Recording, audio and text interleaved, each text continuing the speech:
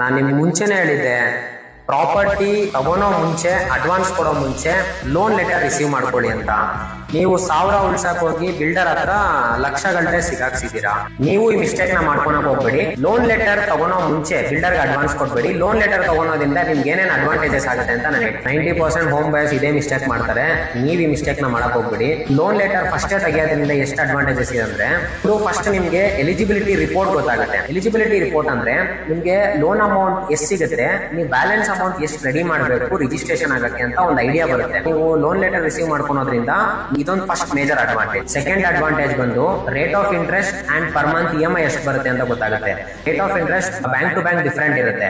So ನೀವು ಫಸ್ಟೇ loan letter ತೆಗಿಯೋದ್ರಿಂದ ನಿಮ್ಗೆ ಅದೊಂದು ಕ್ಲಾರಿಟಿ ಸಿಗುತ್ತೆ. ಆಮೇಲೆ ಪರ್ ಮಂತ್ EMI ಎಷ್ಟು ಅಂತ ಗೊತ್ತಾದ್ರೆ ನಿಮ್ ಎಕ್ಸ್ಪೆಂಡಿಚರ್ ಓವರ್ ಆಲ್ ನಿಮ್ಗೆ 1 lakh ಸ್ಯಾಲರಿ ಬರ್ತಾ ಇದ್ರೆ 70,000 EMI ಹೋಗುತ್ತೆ ಅಂದ್ರೆ ನಿಮ್ ಎಕ್ಸ್ಪೆಂಡಿಚರ್ ಎಷ್ಟು, ನೀವು ಈ ಪ್ರಾಪರ್ಟಿ ತಗೊಂಡ್ಬೇಕಾದ್ರೆ ನಿಮ್ಗೆ EMI ಎಷ್ಟು ಬರ್ತಾ ಇದೆ ಅನ್ನೋ ಕ್ಲಾರಿಟಿ ಇರುತ್ತೆ.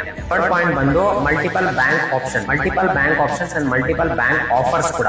ಕೆಲವೊಂದು ಬ್ಯಾಂಕ್ಸ್ ಅಲ್ಲಿ ಕೆಲವೊಂದ್ಸಲಿ ಒಂದೊಂದು ಆಫರ್ ನಡೀತಾ ಇರುತ್ತೆ. ಫಾರ್ ಎಕ್ಸಾಂಪಲ್ ಒಬ್ಬೊಬ್ರು ಒಂದೊಂದು ಬ್ಯಾಂಕ್ ಪ್ರೊಸೆಸಿಂಗ್ ಫೀ ವೇವರ್ ಮಾಡಿರ್ತಾರೆ. ಸೊ ಈ ತರ ಆಪ್ಷನ್ಸ್ ಏನಾದ್ರು ನಿಮ್ಗೆ ಫಸ್ಟೇ ಲೋನ್ ಲೆಟರ್ ತಗೊಳೋದ್ರಿಂದ ನಿಮ್ಗೆ ಒಂದು ಟೈಮ್ ಅಂಡ್ ಆಪ್ಷನ್ ಸಿಗುತ್ತೆ.